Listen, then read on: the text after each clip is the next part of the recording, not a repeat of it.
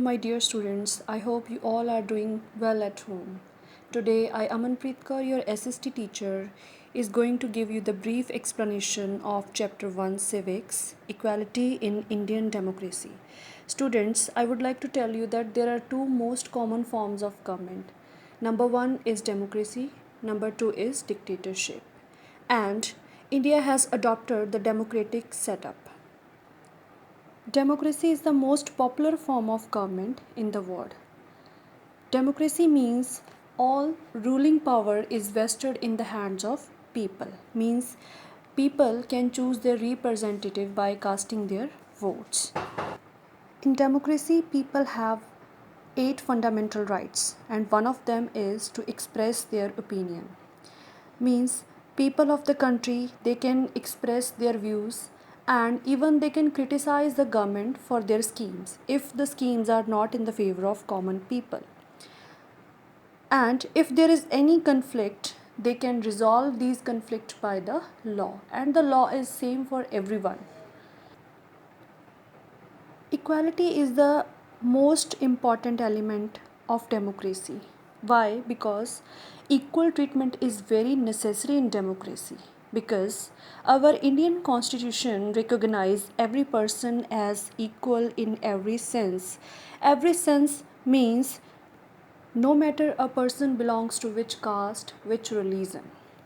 And to ensure equality, there is a provision of universal adult franchise.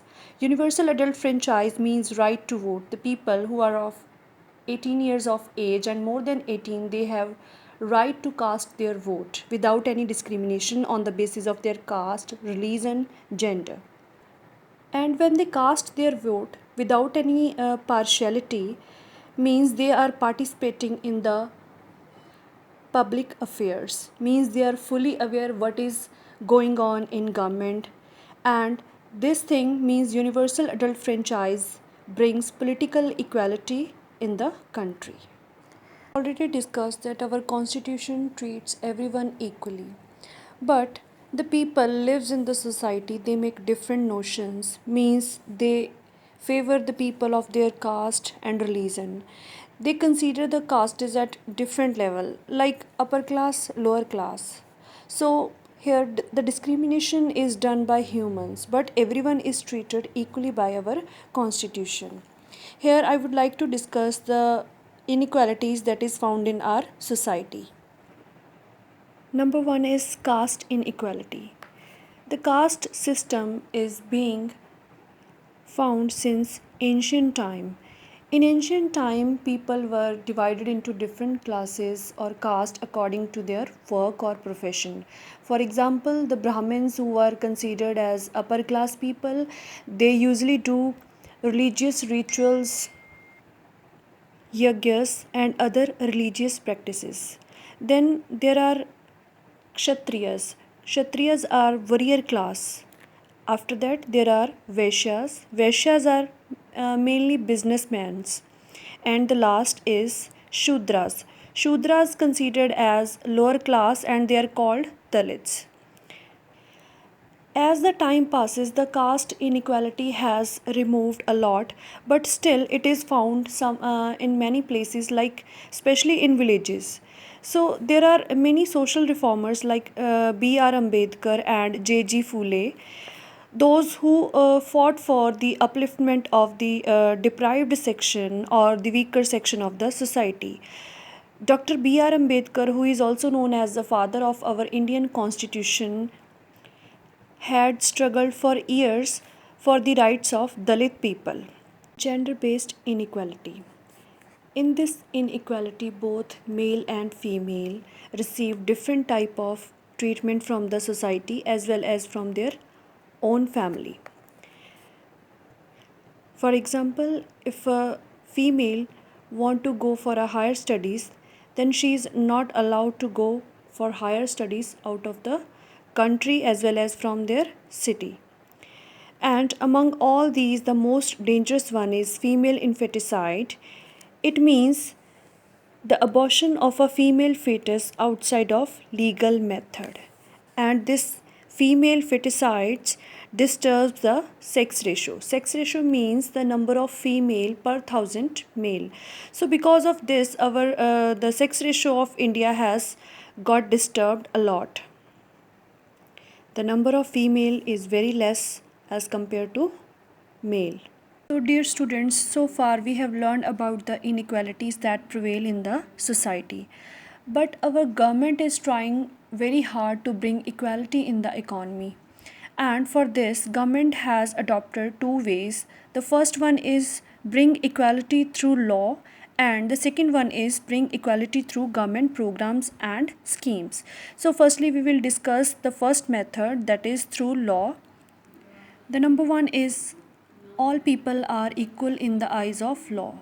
Here I would like to give you one example. For example, if a rich person commits a crime, then he has to face the same punishment as the other criminal are facing. So by doing this, the faith of people gets stronger in our constitution. Second one,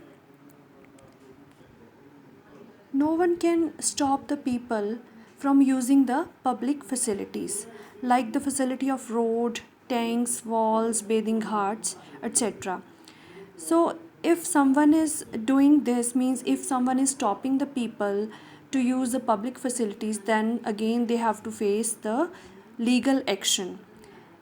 Next is every citizen of India can go to public places like hotels, parks. But here I would like to tell you one thing, that it is not the case that people can go anywhere, means they cannot go to the private places. For this they have to take permission, but yes, they can go to the public places like, as I already told you, that hotels, parks, libraries, without any restriction.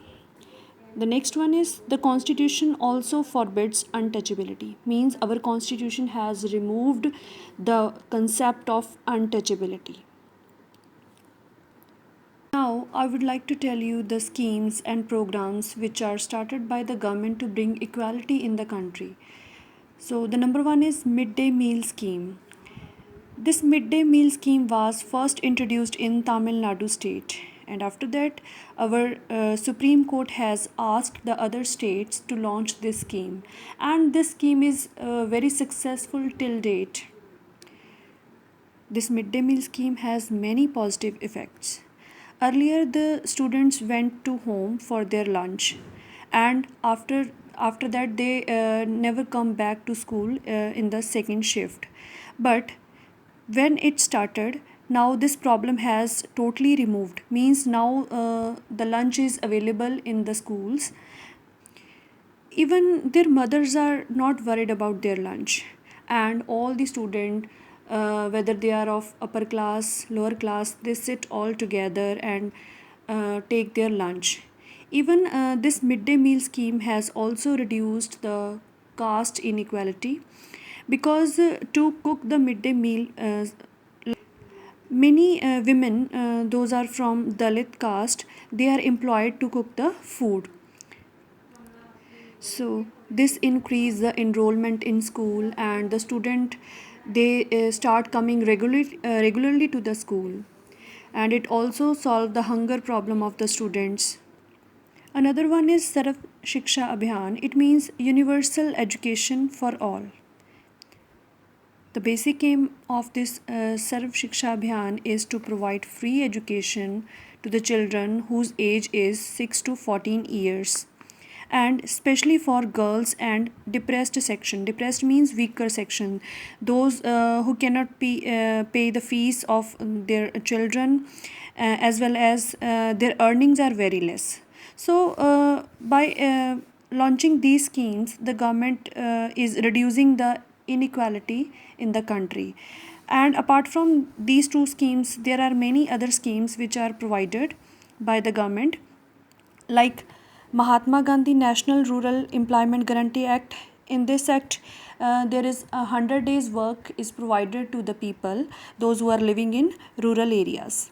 And National Rural Health Mission, This NRHM mission is basically for providing medical facilities in the rural areas, in the remote areas where the dispensaries or the hospitals are not available. India is not only the one democratic country who fought for the freedom and equal rights, but there are many countries in the world who fought for their freedom. Like Mahatma Gandhi, there was Nelson Mandela. He was a freedom fighter from South Africa who fought for the freedom of South Africa. And for this, he remained in prison for a long period of 27 years. He started a non-violent and peaceful campaign against the South African government to end its racial discrimination. And after the long struggle of freedom, Nelson Mandela became the first black president of South Africa.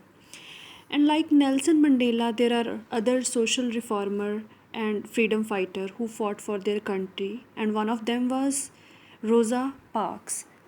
She was from America. Basically, she was African American, and their ancestors were brought to America as slaves. And these African American people, who are generally called as black people, are discriminated on the basis of their color. Means they are called black people and they are not allowed to sit in the classroom with other students. And whenever they were travel by bus, they have to sit at the back. And when there any white people entered in the black, and they have to leave their seat for the white people. But Rosa Parks, she was very brave lady and she refused to leave her seat for the white people. And then they started a movement which is called civil right movement for their equal rights. And after the continuous struggle, they got equal rights in 1964 through a legal act which is called Civil Right Act. So, this is all we learned about equality in democracy. But apart from the law, there is a need to change in the social outlook of the people so they can change their attitude towards other people. Then only there will be equality for all. I hope you understand. Thank you so much.